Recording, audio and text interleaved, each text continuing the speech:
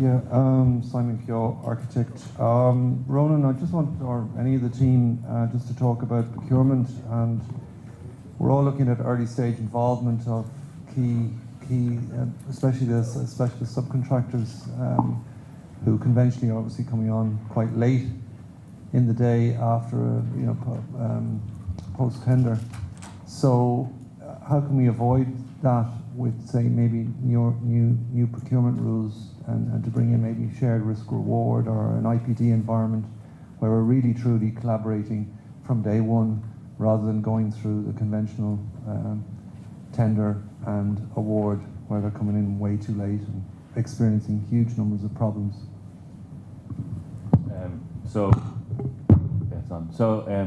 From a Hong Kong perspective, it's a huge challenge. So I'm not familiar with the procurement rules in. That'll be my phone ringing in the middle of my presentation. So from a Hong Kong perspective, we're stuck in the tendering process for low-cost bidding and low-cost tendering. It's counterproductive, and it doesn't work in a BIM environment really.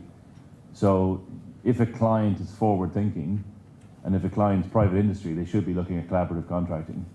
The challenge is when you get to government work, where you've got the real major spend on infrastructure, like the railways, the airports, they tend to be handcuffed a lot by regulations and EU norms and the like, where they have to go to a tendering process. So it's a really difficult one to solve. It's much better to get the phone turned off.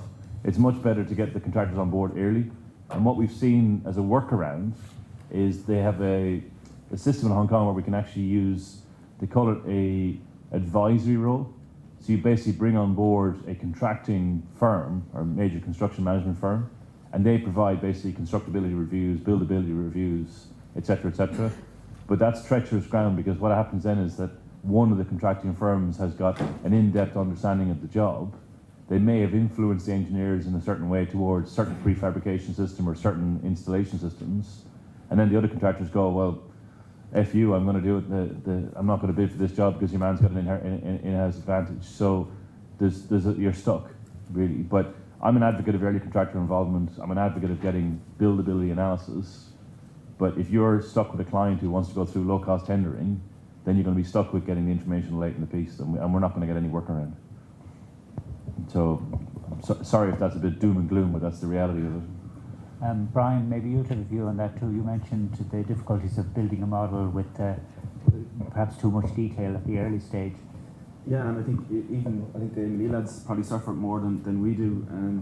The public works contract requires a fully detailed design that goes out to tender. I think we all know that that's physically, or it's just impossible. You can never have a fully detailed design that goes to tender.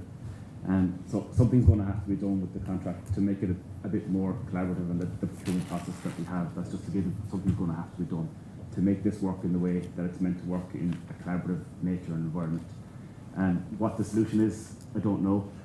There are small changes happening now where the M&E specialists are coming back on board.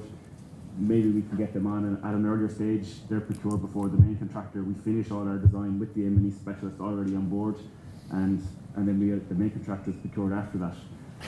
But yeah, something has to be done, because the contract we have won't work for a fully BIM collaborative environment. Thanks, Brian. There's another question here in front. Yes, I'm Dr. Sean O'Keefe with the Headcount Group. I have a question for Ronan. So you mentioned information overload, and that's kind of problematic if you don't use PAS 1192-2 properly. So you get all this information, and there are ways to filter that information, but it's not specified in that specification. So you have these model view definitions, like HVAC-E for HVAC, Sparky for electricity, WISE for water, things like this, and then COBE for FM, which is specified. So the EU standard focuses on open information exchange, the new proposed EU standard coming out. So my question is, and I'm a supporter of various standards, like you mentioned, the LOD, level of development for the US versus UK. So why would you, or why do you emphasize most on PAS 1192 for maybe the Irish community, and then also abroad as well, and see how it's working? Yeah, thanks, Sean. Good question. There's two things I'm going to address. First, your question. The reason I emphasize it is from experience, my own personal experience. So every time I get involved in talking with government bodies, talking with government agencies in the Asia region, and when I meet people like the Building Construction Authority in Singapore, or I meet people like Samsung is a huge construction firm. They got mentioned earlier on about their device for the VR, but Samsung themselves is a huge engineering construction firm. All of these organizations, all these groups, they're using the 1192 as the level 2 UK standards. They've got a march on everybody else. So Building Smart didn't take the advantage that they could have and driven it forward, and the UK has taken that march. And because the UK is now at the table with the EU, if they stay in the UK, if the UK stays in the EU, which is another debate. And for what it's worth, Donald Trump is going to be the president, and the UK are going to leave the EU by the end of this year, are the current predictions, but which is a scary thought. So it's basically what I know and what I understand. And I'm a champion of, let's get a standard that we can all work around. We're never going to get a perfect standard. That's what I believe too. Like it's a catalyst. Yeah. To go forward in the right direction. Yeah. Without it, we'd be worse off. Yeah. With it, we're going to stumble and fall. We've got a direction. Yeah, but we have a direction. But the key issue is, and the real concern that I have, we as an industry are not set up for, and we're not trained for, open sharing of structured data. Right? So when you look at these EU norms, when Brian produces his Revit model, if he's come up with his own system in his office, or he's built his families a certain way, or John's got all his equipment set up in a certain way, it's going to be very, very difficult to go back and reconfigure it so that everybody gets the same structured information. And then when you make it open, and then you can't search, if the capital letters are wrong, if the underscores are wrong, if the percentage marks are wrong, all of that starts to corrupt the data. So we have a huge challenge ahead of us to actually work with and be consistent with how we structure data. So we're finding it problematic to share models. Wait till we have to start sharing data, and wait till that data can be mined. So what's going to happen is, when you look, the reason I mentioned the Googles and the Facebooks and all these big companies, they are masters at mining the data to find patterns, to find information, to find basically how they can predict things. But if that data is not structured, we haven't got anything we can use. And it also must be in the right format. Yeah. One last question for Brian there. What did you learn with using the industry foundation classes, and why did you decide to use it, even though it's not specified in PAS 1192, which all you guys practice? I think the one you mentioned was Franklin House, where we're changing the model with the steel fabricator. We're doing it with IFC. Yeah. They were using TechLab, we were using Revit, and so IFC was the one that we find had the least issues, and so that's why we use IFC. It's really just to get the size of the elements and the position of the elements and the levels of the elements from one of us to the other. That's really what we were using for. What was the major benefit of using open standards, and like, do you see what you have captured passing the test of time for retrofit in the future and things like that? It wasn't a standard that was mandated. It was just ourselves and the steel fabricator just saying, I have this in this format, this is what I use, how are we going to talk? And we just said, right, we're talking in IFC. That's how we decided to do it. It wasn't anything that was set by a brief by a client. It wasn't set for the future. It was just for us to be able to do what we normally do on a job as best as we could. Good, to get it done. Yeah. Common language. Yes. Right? All right. Okay, I'll pass this. Thanks. Any other questions? There's one at the back here.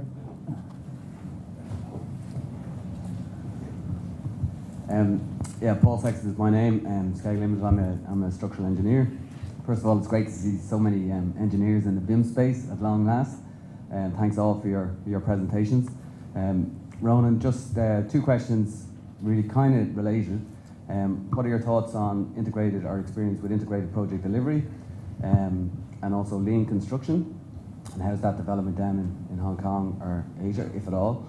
And secondly, for design consultants, how do you incentivize people, designers, to actually maybe integrate more with the fabricators and produce actually fabrication quality models?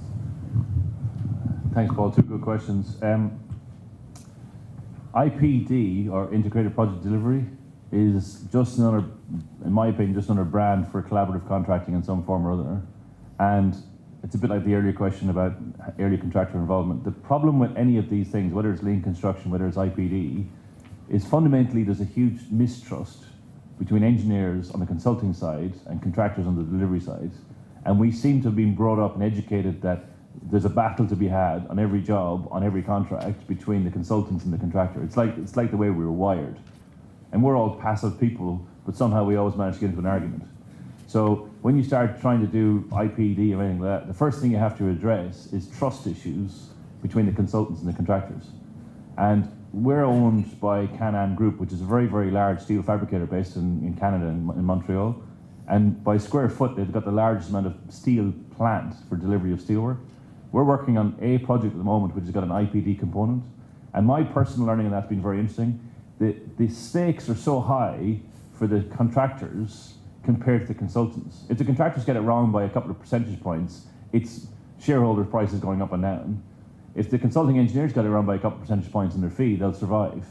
So the margins and the scale of this thing is very difficult. So when you have an IPD where one consultant's coming to the table, let's say a fee of $1 million US, and the contractor's coming to the table at a budget of 250 million US for argument's sake, there's a big imbalance between the consultant and the contractor, and how you balance that out is very, very difficult.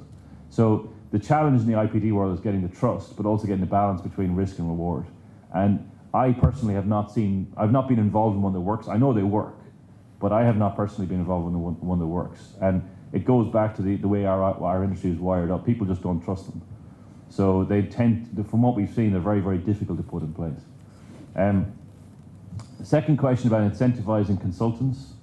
It's really great to see this team of people presenting this morning, but my general understanding is the consultants are all sitting on the fence. A lot of them they're buying a bit of software, they're sending people on a training program, or they come to these sessions, but they're going to go back to 2D land when they get back to their offices today, and they'll be sending out CAD files and all that kind of stuff. Fundamentally, BIM doesn't pay.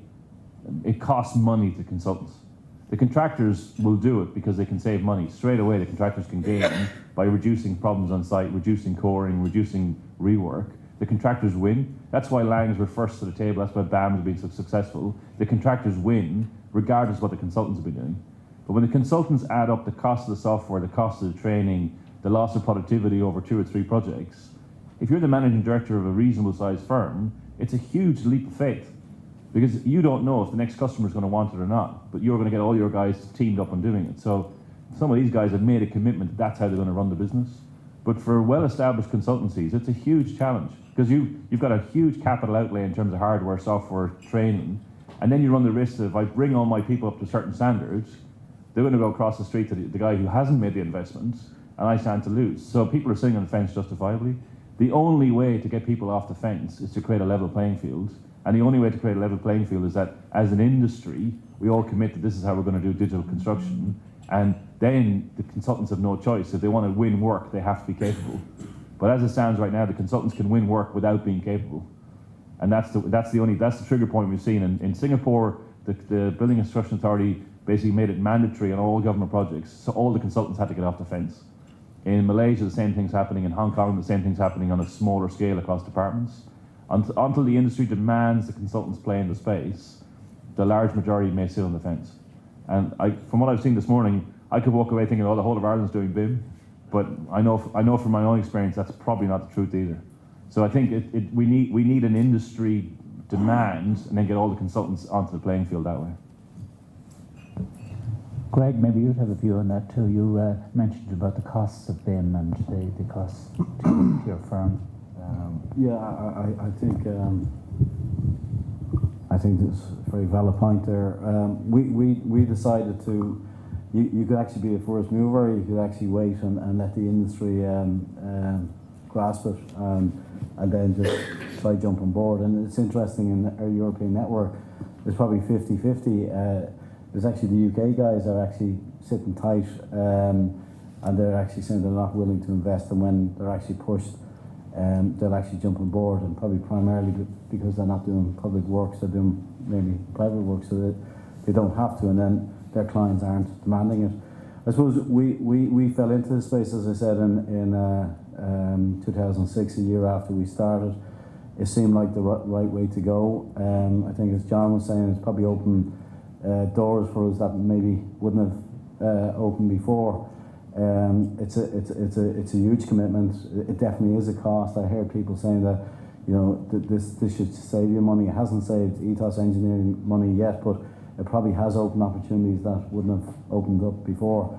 And I do think it is going to happen. Eventually it's going to happen, and we prefer to be in that space rather than trying to catch up at that time. I do think there's a valid point. We spent a lot of time training people up, and we've actually lost people, but that's the cost of doing business. Thanks, Greg. There's a question over here on the right. Hi, Ken Woods with WK Nolan. We would do development and construction advisory work primarily. More comments than anything else. Firstly, thank you very much. Absolutely intriguing and informative presentations by everybody. It's not easy to stand up there and tell us all about it. Some observations. The BIM, as we would see it, has to be primarily client-led. If it isn't client-led, everything that we're talking about here today is reacting, is costing, as Greg says, companies to train people to do it at the risk that they just move on to the next company, and it enhances their CV. I'm great at BIM, etc., and everybody is looking for it. So it must be client-led. That's been demonstrated in the UK through their requirements, and I think it's incumbent on everybody here, including CETA, to inform clients as much as possible of the benefits of it. Clients will, it doesn't actually cost clients very much money to have a project which is fully BIM enabled. And the advantages of it are massive, because if they're looking at it from the full life cycle perspective, the advantage of it for a client are very significant. We implemented it on a number of projects some time ago, and to be honest, a number of the clients just took our word for it and are only now coming to the table in realising the benefits of it. So I think as an industry, it is incumbent on us to inform clients and teach and train them of the benefits of BIM, and that will make all of our jobs considerably easier. Sorry, I beg your pardon, sorry, the only other point I was going to make was in terms of practicalities, and you mentioned, Ronan, about the weekly scanning of service installations, for example, or that could be whatever, steel or whatever. Wonderful, never going to happen. The cost of doing that here and the turnaround, which clearly you do have in Asia, in my experience, and perhaps this is not what everybody experienced, but in my experience, and I know somebody mentioned Lycare here, so it's not directed to anybody, but the cost and timing on doing that, the practicalities of it would be a significant challenge. It can generally take, you know, a number of weeks from scanning to getting point cloud surveys, and the cost of it likewise would be a significant cost on the project, which unfortunately tends to push it towards higher value projects, which is not the way you know, that this should go ultimately. Maybe there's a business to be had. Absolutely, absolutely. I think we're getting towards 10:30, so I'm just going to take maybe one final question. There's one over here in the corner. Hi, Louis Gunnigan from DIT. Again, I'd just like to echo the sentiments that were made there about the presentations. It's excellent, actually, that we do get something like this from CETA to actually show us what's going on in the industry. On the thing about clients and the benefits for clients, it's really difficult from a client perspective to actually get people within organizations to understand precisely what they can get from BIM. We can all see that contractors can benefit from it. We can see to a certain extent that the designers can benefit from it. But when we are trying to sell it to people on the ground, the FM people on the ground who've been doing things the same way for the last 20 years, it's really difficult to do that. So maybe a future thing in CETA would be to show just how that can actually be done. From the point of view of getting clients on board and getting clients to write in what they want into the documentation, I think Ronan's comment of just tell them that all the drawings must be produced from the model. If you put that in there, that's a game changer. You'll get BIM in every project then. You certainly get 3D drawing in every one. In relation to the contracts, and I know every time I come to one of these meetings or anything to do with BIM, I always hear people saying the contracts are a problem. But in the UK, they've started doing something called the PPC contracts. These are the project partnering contracts. They've been around since 2000. They were expanded in 2005 into the term project contracts, or term partnership contracts. And in 2015, they started a review of these under David Mosley from King's College. And they specifically wrote in clauses into the contract to deal with BIM. And I think this is something that people in this room should take a look at and see, is there some way in which we can use this as a pilot project here to show how this will work? Because we have a real problem in this country with contracts, and every time we get the people who are responsible for the contracts into these forums, they keep convincing us there is no problem. But we all know there is one. So unless we actually do something about it, we're not going to crack the nut. Thank you. Thank you. Maybe Ronan, you give a final comment on that. Is there a need for a new model of contract in the industry? Let me be blunt. We can't keep doing what we're doing and expecting a different result. And it does. What this current system is, in my opinion, not working. And all the projects I've done in the last 10 years in Hong Kong, none of them have lived up to the possibilities or the value proposition that we could have had.